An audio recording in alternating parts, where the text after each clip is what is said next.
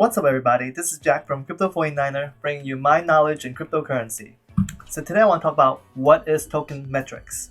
But before I do that, let me give you today's trivia question for a chance to win $5 in Litecoin or $10 if you use Cryptobridge. Alright, the question is, which website lets you stack 10 coins or more in a single chart to compare their annual performance? I covered this in a past video, so hopefully you guys saw that video and be able to answer this question. Now remember, you have to answer this question for my Instagram post for today. So only reply on Instagram to make sure that you are accepted for that giveaway. Alright, on to today's topic. What is Tokenmetrics? So Tokenmetrics is a way to analyze ICOs using various factors to determine if the ICO is worth investing in. I've seen in the past, I didn't really know what it was, and now I really know. Because the first I really heard about it was from this guy Ian Bellina. So supposedly he made over $4 million from investing in ICOs last year. And so he's now like the ICO investing wizard. But really, I mean, I've seen it before too from like other YouTubers, like the God one of his earlier ICO reviews. He showed you his chart. You have a way to use different metrics, like basically the market cap for the coin, the team, the prototype. If the coin has a prototype, those are things that you would consider as factors to determine if the ICO is worth it. You would give a ranking for each of those factors, and then you would combine it all into a score. And that's pretty much how Tokenmetrics works. So I got a copy of Ian Bellina's spreadsheet before he deleted it, because basically what it comes down to is this, is always do your own research when investing in ICOs and don't take financial advice from anybody on YouTube, so on and so forth. I mean, that's mostly true. So basically he just deleted his spreadsheet so that people can't copy his ICO strategies that he's using. I understand that. Unfortunately, I was able to at least make a copy of it and get an idea what kind of stuff he was grading upon. I really, at this point, still don't have a full understanding because I only been looking into this recently.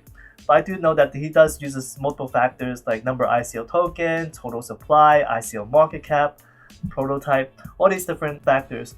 What I'm doing is I basically created my own Tokenmetrics spreadsheet, and this based on various factors that I consider are important in terms of when to buy into an ICO. Let me go over the few factors I consider important at this point.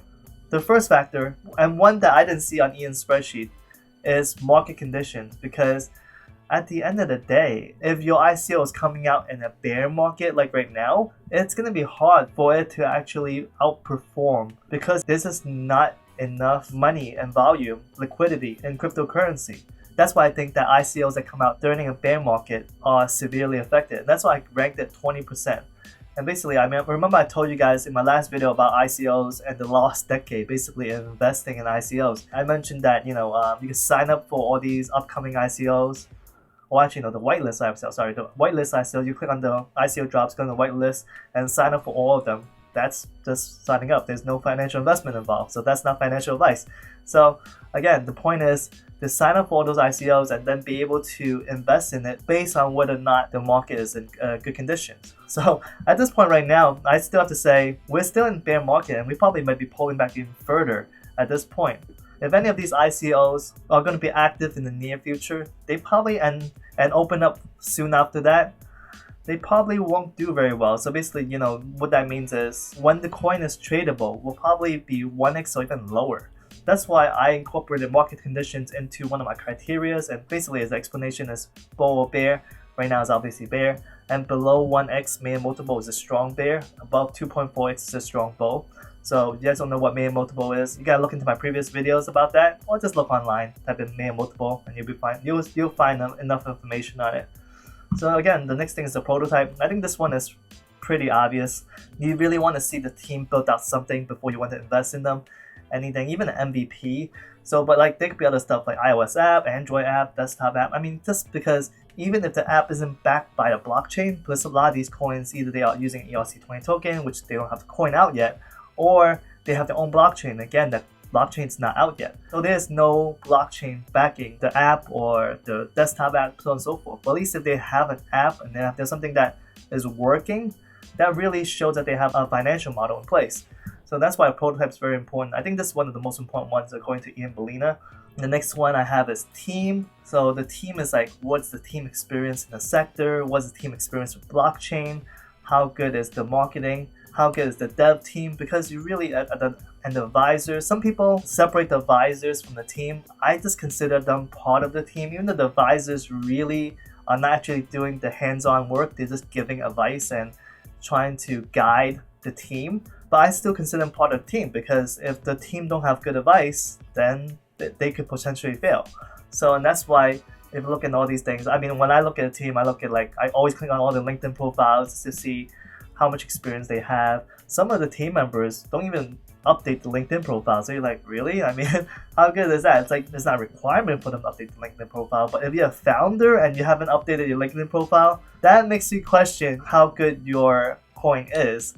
Or the other thing is, let's say if you're a founder and you have you do list yourself on LinkedIn as the founder, but then you also have 4 other roles in different companies that you work for. That also is a problem to me, because I'm looking at okay, so yes, you are the founder, but then this is not your full-time job. We all know that for startups require 70, 80 hours of work per week. You're telling me that you can handle multiple roles and be a founder at the same time? I just don't think that's possible. The next thing is vesting period. It's only 5% of the grade, but the idea is vesting period is how long the team and the advisors have to hold on to the coin before they can sell it. So that to me is very important, because if there's no vesting period, meaning they can sell the coin as soon as the ICO is finished, that's gonna suck, because basically they're just flipping all those coins at whatever price they can get it. Once they get their profit from people that buy into ICO, they can just rest for a couple months and do nothing. And that's really bad. I really look for vesting periods of at least 2 years would be good, because 2 years really have teams that are really going to be working hard to complete the project in 2 years. Technology, are they creating their own blockchain? Some of them will be building their own blockchain, but most coins are not doing that. They're just relying on the Ethereum blockchain. So that kind of, in my mind, lowers the technology entrance point a bit, but also lowers the technology that they are innovating, because unless they're really building out something really unique on top of the Ethereum blockchain, it's still just Ethereum blockchain, and that's already almost 3 years old.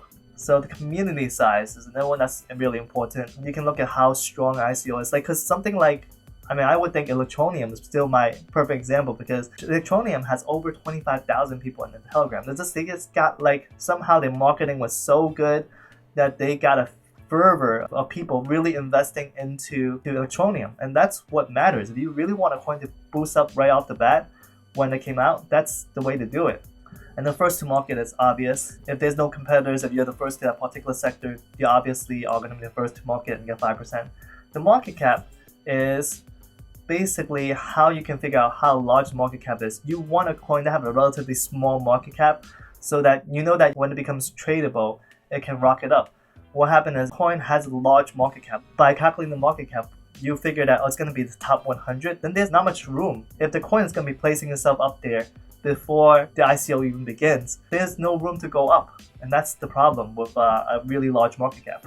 So percent available for ICOs, that's also important, because you want to make sure that there's a large amount available, so that you don't feel like the coin becomes too centralized, kind of like Ripple, even to this day is still very centralized. Even though they have a bunch of it locked up, it's still a centralized coin. So you definitely want as much of the supply available for sale as possible. So that's pretty much the Tokenmetrics in terms of criteria. So what I did was I built out the spreadsheet my way, and then I have a grade here too. So the grade is based on all these other conditions add up. So I have created something called Bitcoin Prime, just a fake coin that is just to make sure that my formula for the grade is actually correct. Again, this is just alpha version. I'm just playing around with the idea, just learning about Tokenmetrics myself, and be able to use these different factors that I'm using to create a grade. So what I did was I did that first to make sure that, by filling out every single field as the best possible score you can get, I want to make sure that the grade is actually at 10, because my grading point is from 0 to 10. So 10 being the best possible grade and 0 being the worst. I did that first, make sure that worked properly. Then I went ahead and graded 4 coins that just became tradable not long ago. And then I graded 3 other coins that became tradable right at the peak around end of December, when everything was peaking. And I did my rankings for each of the coins, and I came out with the results. And basically that's the results here. And I was looking at it, once I did all the grading, the grade came out on each of these, and then I compared it onto ICO stats and look at how they performed. So I still have some work to do at this point because it is actually pretty accurate. When I first glanced at it, I was like, wow, okay, I'm pretty good, because Jet 8 only has 2.92 out of 10, and they did horrible. Their ROI right now is less than a quarter. So you're basically losing 79% of your investment if you bought into Jet 8. But something like Tokenmetrics, which had a really good, strong team, so I had it at a 6.65, but again, because this is the market condition is bad, so I rated all these at 3. So that's very important. I felt like the market condition is horrible, so that's why it was not going to be doing so well.